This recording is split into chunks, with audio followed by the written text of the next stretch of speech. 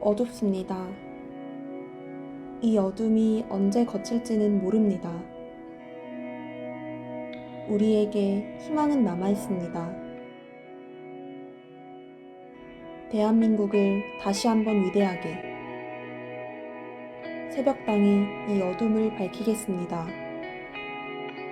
한강의 기적이 있었듯이 다시 한번 위대한 대한민국을 32번가의 기적 새벽당이 만들겠습니다. 비례정당은 32번 새벽당. Make South Korea Great Again. 대한민국을 다시 한번 위대하게. 4월 15일 여러분의 한 표가 기적을 만들 수 있습니다. 마이크가 꺼져 있었네. 네, 시작됐습니다. 네. 아니, 안 끝났습니다. 아직 안 끝났죠. 이제 소통도 좀 하고 이야기도 좀 해야 되지 않습니까? 네. 바로 끝내면 좀 섭섭하죠. 그래서, 아까도 얘기했듯이 제가 생각하는 경제, 아까 조금 얘기를 하다 말았는데, 마저 더 이어서 하면요. 저는 그렇게 생각합니다. 이번 우한 폐렴이 절대 손해를 보지 않을 것이다, 미국이. 왜냐면은 제가 아까 생각했듯이 이 거시적 경제에서 어떻게 움직이냐의 관점에서 보는 건데, 아까도 얘기했지, 이거는요, 그냥 미국만 가능한 거예요. 다른 나라가 안 돼요. 그러니까, 예전에 제가 봤던 방송, 유튜브 방송 중에 그게 있었어요. 좌파 사람인데, 오마이뉴스에 나오는 최 누군데, 최. 제가 그때 방송에서 얘기했던 사람도 있어요. 좀 기억이 안 나요. 최 누군데, 최. 하여튼 그 사람인데, 그 사람이 인상적인 얘기를, 최진기, 맞습니다. 최진기. 예, 맞는데, 그 얘기를 했었어요. 중국의 위안화가 절대로 기축통화가 될 수 없는 이유에 대해서 나오는데, 그때 이야기했던 게 무엇이냐면, 위안화가 전 세계에 퍼져 있지 않기 때문이에요. 그런 얘기를 쭉 했어요. 근데 그 말은 맞죠. 왜냐? 지금 중국이 미국을 능가하려면은 전 세계에서 거래되는 화폐가 위엔화의 양이 미국의 달러를 능가해야 됩니다. 근데 그게 안 돼요, 그게. 왜 안 되느냐? 중국 위엔화를 갖고 살 수 있는 게 없어요. 살 수 있는 게. 예를 들어 제가 위엔화가 있다 쳐봐요. 그건 제가 위엔화 갖고 아프리카 가서 바나나 이게 산다고 위엔화를 내놓잖아요? 안 팔아요. 물론 한국 돈 갖고 가도 안 팝니다. 그 나라 자국 화폐 아니면 달러예요. 예를 들어서 중앙아시아, 그다음 러시아 포함해서 이 구소련권은요, 경제가 하도 이렇게 들락날락 이 경기가 왔다 갔다 하니까 불안해서 자국민들이 큰 돈 내는 거 있지 않습니까? 집을 사는 거 같은 거, 큰 돈 들 때, 이럴 때는요, 달러를 거래하는 경우가 많습니다. 그러니까 환율에 맞춰서 자기 지역 화폐를 받는 게 아니라 달러로 받아요. 아니면 유로화, 이런 식으로. 근데 주로 달러로 받습니다. 그래서 이런 식으로 거래가 된단 말이야.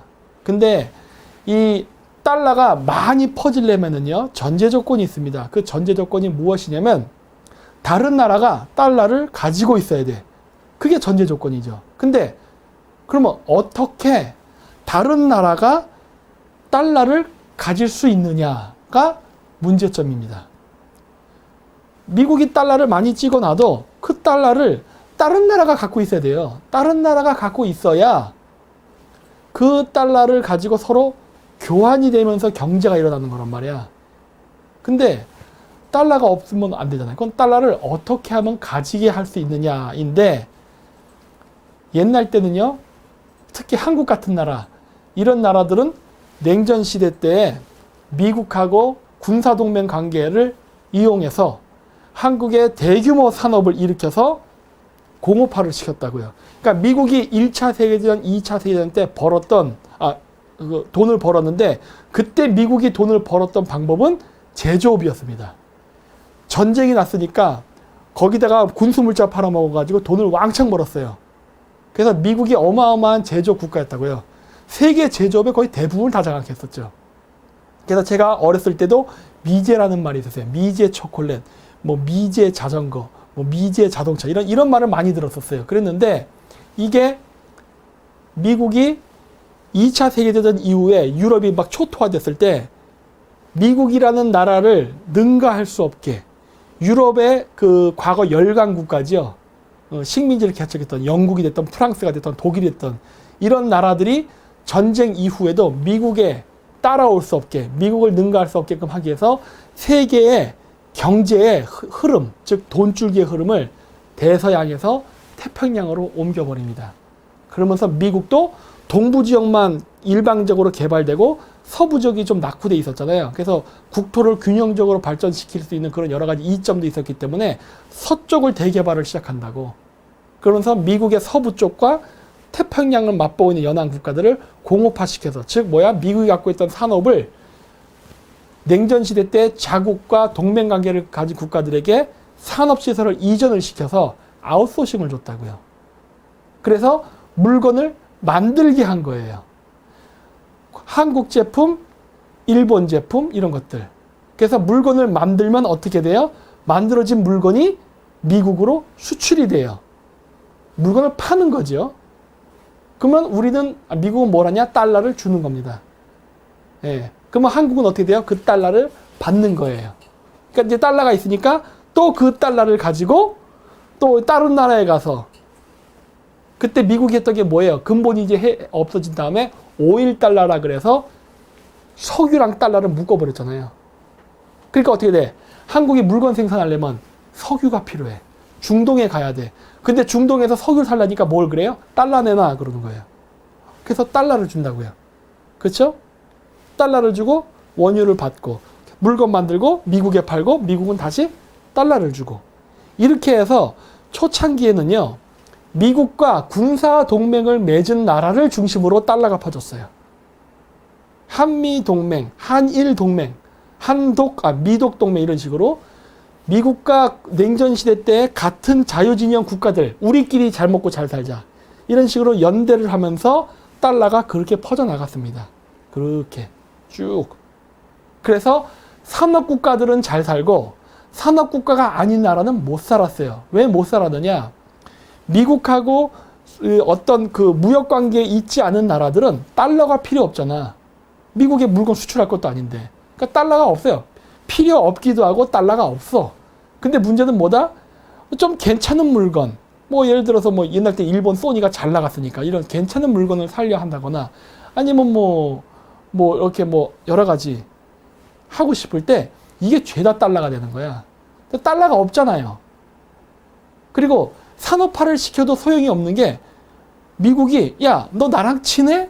그래서 아니요? 그러면 야, 네 물건 안 사. 이러거든. 그 얘기는 뭐예요? 너한테 달러 안 준다예요. 그럼 달러가 없으니까 어떻게 돼요? 원자재를 사지도 못해. 그러니까 어떻게 돼요? 경제 성장이 안 되죠. 공장을 짓는다고 경제 성장을 하는 게 아니라니까. 공장을 지어도 그 만들어진 물건을 누군가 사줘야 되는데 안 사버린다니까. 야, 안 사. 이러는 거예요. 그러니까 어떻게 돼요? 자국 내 달러가 안 돈다고.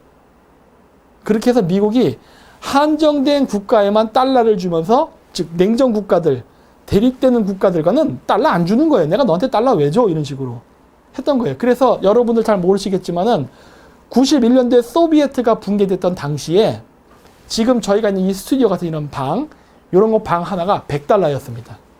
100달러. 놀랍지 않아요?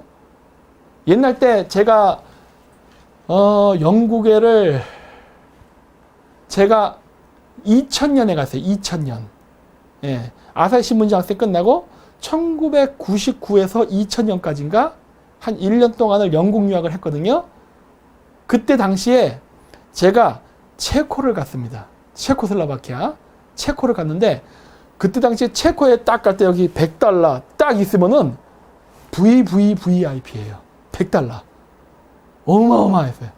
100달러 가지고 할 수 있는 게 너무나 많았어요. 완전히 한 600년 된 고급, 호텔에 스위트룸을 얻어가지고 거기서 뷔페식으로 밥을 먹고 막 다 해도 얼마예요? 그럼 20달러. 막 이랬다고. 어마어마하게 썼어요, 옛날 때는. 네. 왜? 달러가 적으니까. 달러가 적으니까 달러의 가치가 어마어마하게 높은 거예요. 북한도 그렇죠? 북한의 달러의 가치가 높죠? 북한 그러니까 달러를 북한 돈으로 바꿀 때 달러의 가치가 어마어마하게 커지잖아. 예, 그랬던 거예요. 미국이 그렇게 자기 편이 아니면 달러를 안 준 거예요. 우리가 무역해서 버는 것도 이거 외화벌이가 다 달러입니다. 했던 게 소비에트가 붕괴되고 나서 무한 경쟁으로 가면서 쭉 간 거죠. 그래서 미국의 달러가 더 퍼집니다. 어디로? 중국으로. 중국으로 퍼졌다고. 그랬기 때문에 미국이 달러가 세계에 더 많이 퍼진 겁니다. 중국이란 거대한 인구가 있는 지역으로 퍼져버렸기 때문에. 러시아로도 퍼졌어요. 동유럽으로도 퍼졌다고. 자, 그랬는데 옛날 때 그 좌파 사람들이 만든 그 방송들이 있어요. 유튜브에 보면은 미국이 달러를 많이 찍어내면은 미국은 달러의 값어치가 휴지 조각으로 전락되면서 무너진다 라고 막 방송 나온 게 있어. 나 그래서 보면서 야, 얘네들 경제 모르는구나. 어? 경제는요, 국가 단위로 가면 세지 계자에 그래서 뭐냐, 이게 정치 경제가 됩니다. 정치 경제. 경제가 아니라 정치 경제예요.